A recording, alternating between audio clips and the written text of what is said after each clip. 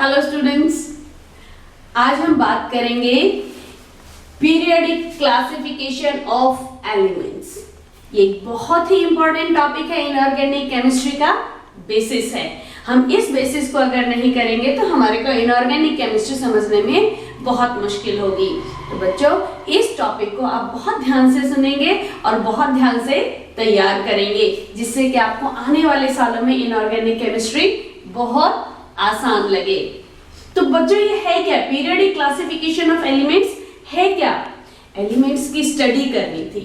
जब एलिमेंट्स की स्टडी करनी थी तो different elements and different properties, अलग अलग प्रॉपर्टीज वाले सारे एलिमेंट्स को एक साथ रख दिया जाए और उनको एक एक एलिमेंट्स की प्रॉपर्टी लर्न करनी हो तो थोड़ा सा मुश्किल काम हो जाएगा। उसके लिए क्या किया जाना चाहिए? क्लासिफिकेशन है क्या? बेसिकली क्लासिफिकेशन है सिमिलर प्रॉपर्टीज को बेस लेकर के डिफरेंट चीजों को एक ग्रुप में रखा जाए, जिससे उनकी प्रॉपर्टीज मैच करें, जिससे उनकी स्टडीज आसान हो जाए। आप जानते हैं क्लासिफिकेशन के बारे में बहुत अच्छे से। अब इसके बारे में हम बात करेंगे कि एलिमेंट्स का क्लासिफिकेशन कब शुरू हुआ, क्या क्या अटेम्प्ट किए गए, शुरुआत से लेकर के आज जो हम मॉडर्न पीरियोडिक टेबल पढ़ रहे हैं वहां तक की जर्नी के बारे में हम अभी बात करेंगे। इस चैप्टर को हम 2 मॉड्यूल में कंप्लीट करेंगे। पहले में हम हिस्ट्री के बारे में जानेंगे, हिस्ट्री ऑफ क्लासिफिकेशन, और दूसरे मॉड्यूल में हम बात करेंगे मॉडर्न पीरियोडिक टेबल और उसमें होने वाले ट्रेंड्स के बारे में। तो हम हिस्ट्री में चलते हैं। जो सबसे पहला अटेम्प्ट था एलिमेंट्स को क्लासिफाई करने का, वो था जॉबर्नियर का। जॉबर्नियर ने एलिमेंट्स को अरेंज किया ट्रायड में। ट्रायड यानी 3 के ग्रुप्स बनाए। और बेसिस क्या लिया इसका? जॉबर्नियर के ट्रायड का बेसिस था कि उन्होंने एलिमेंट्स को 3 ग्रुप्स में, 3 के ग्रुप में अरेंज किया। एक ग्रुप में 3 एलिमेंट लिए, नंबर 1, नंबर 2 एंड नंबर 3। और क्लासिफिकेशन का क्राइटेरिया क्या लिया कि जो मिडिल वाला एलिमेंट था ना, second element, that atomic mass of second element was the average of atomic masses of first and third element। थोड़ा सा मुश्किल है, एक बार फिर समझने की कोशिश करना। Atomic mass of second element, देखिए एक ट्रायड लिथियम, सोडियम, पोटेशियम के बारे में अगर हम बात करें तो इसमें सेकेंड एलिमेंट इज सोडियम।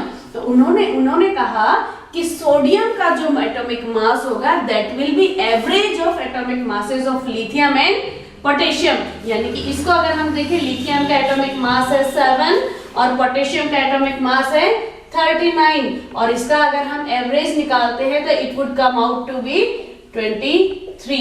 ये इनका बेसिस था। बेसिक क्या हुआ, एक बार फिर से सुने बच्चों। The atomic mass of second atom was the average of atomic masses of first and third element. समझ में आ गया आप लोगों को? यस।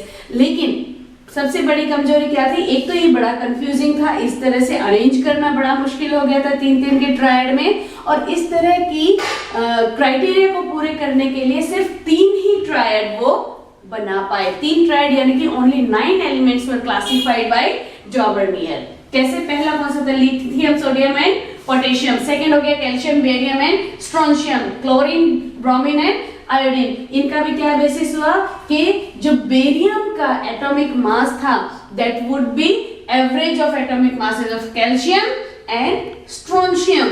और इस वाले ट्रायड में बेरियम का जो एटॉमिक मास होगा that would be average of bromine, sorry मैं बेरियम बोल गई। ब्रोमीन का जो एटॉमिक मास होगा that will be average of chlorine and iodine का एटॉमिक मास। तो यहाँ पे सिर्फ 3 ही ट्रायड बन पाए। आगे फिर अटेम्प्ट लगाया गया किसके द्वारा? Newlands Octave. इनका क्लासिफिकेशन का क्राइटेरिया और थोड़ा सा सिंपल हो गया था और थोड़ा सा एडवांस हो गया था। ऑक्टेव माने सरगम, जैसे सारे गामा पाधा निसा। इसी तरह से न्यूलैंड ने जो उन्होंने देखा कि जब इंक्रीजिंग एटॉमिक मासेस में हम एलिमेंट्स को अरेंज करते हैं, when we arrange elements according to their increasing atomic masses, तो 8th एलिमेंट की प्रॉपर्टी पहले वाले से मैच करती थी और इस तरह से रिदमिक फॉलो कर रही थी वो प्रॉपर्टीज। न्यूलैंड ने बहुत अच्छा एक क्लासिफिकेशन का क्राइटेरिया दिया।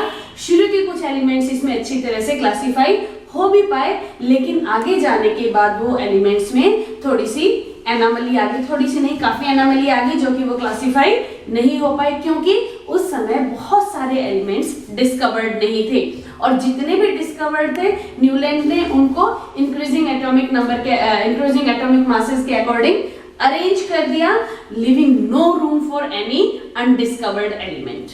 कि जो उस टाइम डिस्कवर नहीं हुआ था, कोई जरूरी तो नहीं है कि इंक्रीजिंग एटॉमिक मासेस के अकॉर्डिंग ही डिस्कवर होंगे एलिमेंट्स तो ज्यादा वाला पहले डिस्कवर हो सकता है, पहले वाला हो सकता है ना डिस्कवर हुआ हो, इसीलिए वो अरेंजमेंट्स थोड़े से गड़बड़ हो गए और दैट वाज आल्सो डिस्कार्डेड। इसके बाद एक बहुत बढ़िया स्टेप और बहुत अच्छा स्टेप लिया गया मेंडेलीव द्वारा, मेंडेलीव पीरियडिक टेबल। मेंडेलीव ने अपना पीरियडिक टेबल इस तरह से अरेंज किया कि उसमें बहुत सारी एनोमलीज खत्म हो गई न्यूलैंड की, और बहुत अच्छा एक क्लासिफिकेशन निकल के आया, बेसिक निकल के आया हमारे आज के मॉडर्न पीरियडिक टेबल का। इसीलिए मेंडल को फादर ऑफ पीरियडिक क्लासिफिकेशन भी बोला जाता है। तो हम अब मेंडेलीव पीरियडिक टेबल के बारे में बात करते हैं कि इन्होंने किस तरह से अरेंज किया, क्या बेसिस लिया और क्या काम किया।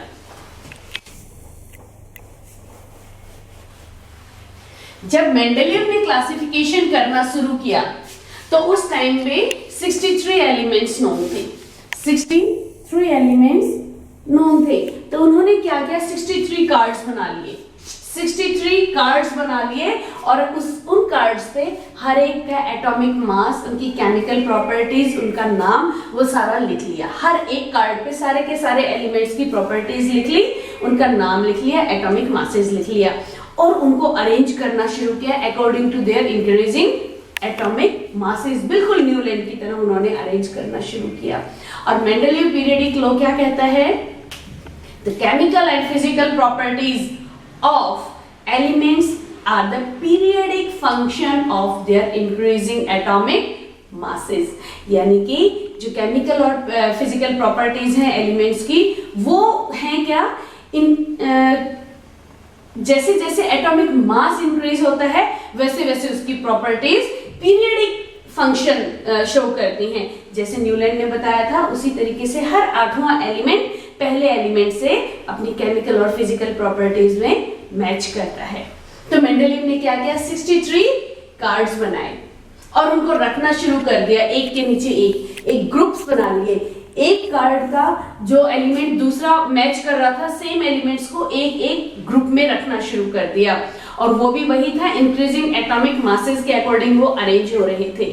लेकिन न्यूलैंड से हटके इनका क्या काम था, इन्होंने क्या किया कि अगर कहीं पे किसी ग्रुप में किसी एटॉमिक मास इंक्रीज होने के अकॉर्डिंग उसका नंबर आ रहा था एलिमेंट का, लेकिन उसकी केमिकल और फिजिकल प्रॉपर्टीज वहां नहीं मैच होकर के अगले वाले ग्रुप से मैच हो रही थी, तो उन्होंने उस कार्ड को अगले ग्रुप में रखा, जगह खाली छोड़ दी, और प्रिडिक्ट किया कि आज ये जगह खाली छूट रही है, लेकिन फ्यूचर में इस तरह का कोई एलिमेंट जरूर डिस्कवर होगा और इस केमिकल प्रॉपर्टीज की जगह वो ले लेगा। और वो हुई, आगे आने वाले टाइम पे हुई। तो ये बहुत अच्छा एक बेसिस था क्लासिफिकेशन का। तो क्या बताया मैंने, मेंडेलीव ने जगह छोड़ दी, केमिकल और फिजिकल प्रॉपर्टीज जहां मैच हो रही थी एलिमेंट्स को स्ट्रिक्टली वहीं रखा। अगर उसके लिए उनको एटॉमिक मासेस का इंक्रीजिंग ऑर्डर भी डिस्टर्ब करना पड़ा तो उन्होंने किया, लेकिन ये बताते हुए किया कि यहाँ पे जो मैं जगह छोड़ रहा हूँ, आने वाले समय में कोई एलिमेंट डिस्कवर होगा तो वो यहाँ आकर के फिट हो जाएगा।